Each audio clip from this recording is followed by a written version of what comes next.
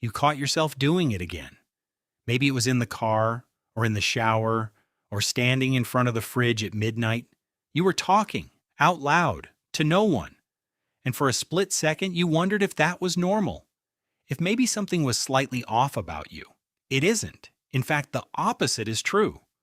The people who talk to themselves are not the ones you should worry about. They might be the ones who have figured something out that the rest of us are still struggling with. The voice inside your head is one of the most studied and least understood phenomena in all of psychology. Every human being on the planet has one. You have a running internal monologue that never fully stops. It narrates your day. It replays your arguments. It rehearses conversations that will never happen. It tells you what you should have said 3 weeks ago at a dinner party no one else even remembers. Psychologist Charles Fernyhough has spent decades studying what he calls inner speech. And what he has found is that this internal voice is not a quirk of human cognition. It is the engine of it. But here is where it gets strange. That voice is not one thing. It is many things. Fernyhough's research suggests that inner speech has layers. There is condensed inner speech, the fast compressed shorthand version that flickers through your mind in fragments. There is expanded inner speech, the fully formed sentences you hear clearly when you're working through a problem. And then there is dialogic inner speech, the most fascinating kind, where your internal voice splits into two distinct perspectives and has an actual conversation with itself. You argue with yourself. You challenge yourself. You play devil's advocate against your own positions. And you do this automatically, without being asked, because your brain has decided that one perspective is not enough. Think about what that means. Your brain is so committed to finding the truth that it spontaneously generates opposing viewpoints just to stress test your own thinking. You are, at baseline, a debate team of one. The ancient Greeks had a concept for this. They called it the daemon.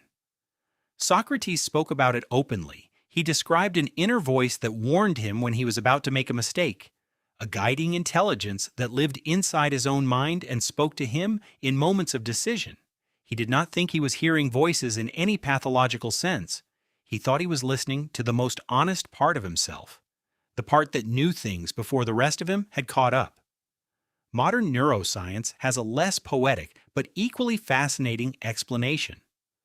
When you talk to yourself, either out loud or internally, your brain activates Broca's area, the region associated with speech production, and Wernicke's area, the region associated with language comprehension.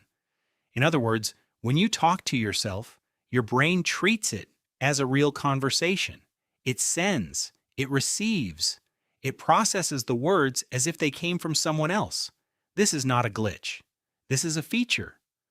Your brain has built a simulation of another person inside itself so that you are never truly without someone to think alongside. And when that internal conversation breaks out into the external world, when the voice stops being silent and becomes actual sound, something even more powerful happens. Psychologist Ethan Kross at the University of Michigan has done extensive research on what he calls self-talk, specifically the difference between talking to yourself in first person versus second or third person. When you say to yourself, "I am nervous," your brain registers that as a direct emotional experience. You feel it. But when you say, "You are nervous," or when you use your own name, something shifts. The brain creates psychological distance. It steps back from the emotion and begins to observe it instead of being trapped inside it. Kross calls this the distancing effect, and his research shows it measurably reduces anxiety, improves performance under pressure, and helps people regulate emotion more effectively. You are not talking to yourself because you are lonely. You are talking to yourself because you are trying to get outside your own head long enough to see it clearly. Athletes have known this intuitively for decades. Sports psychologists have documented the use of self-talk as a performance tool going back to the 1970s, When a tennis player bounces the ball before a serve and mutters something under their breath, they are not having a breakdown. They are activating a cognitive strategy that research has confirmed improves focus, reduces error rates, and increases endurance. The words you say to yourself before a difficult moment shape what your nervous system believes is about to happen. Children understand this even more naturally than adults. Developmental psychologist Lev Vygotsky observed something remarkable in the early 20th century that most people have completely forgotten. Young children talk to themselves constantly and openly. They narrate what they are doing as they do it. They give themselves instructions. They work through problems by voicing them. Vygotsky called this private speech, and he believed it was not a sign of immaturity. He believed it was the earliest and most visible form of human thinking itself. The child who talks out loud while building a tower of blocks is not being silly. They are thinking. They are using language as a scaffold to construct cognition. And as they grow older, that speech does not disappear. It goes underground. It moves inward. It becomes the voice you hear inside your head right now, which means that the inner voice you have carried your entire adult life is not some abstract thing that happened to you. It is the direct descendant of the voice you had as a child, standing in a room, building something, narrating the world into existence one word at a time. But the voice is not always kind. This is perhaps the most important thing research has revealed about inner speech. The tone of your internal monologue is one of the strongest predictors of your mental health. Psychologist Kristen Neff at the University of Texas has shown that the way people talk to themselves in moments of failure is fundamentally different between those who struggle and those who recover. People who speak to themselves harshly in moments of failure trigger the same neurological stress response as external threat. Your brain does not know the difference between someone insulting you and you insulting yourself. The body responds the same way. The cortisol rises. The threat system activates. The tunnel vision begins. And people who speak to themselves with the same tone they would use with a close friend, acknowledging the difficulty, not catastrophizing, remaining curious rather than condemning, those people recover faster, perform better, and report significantly higher well-being. Neff calls this self-compassion, but stripped of all the therapeutic language, it is simply a matter of watching how you talk to yourself and deciding whether the voice in your head is working for you or against you.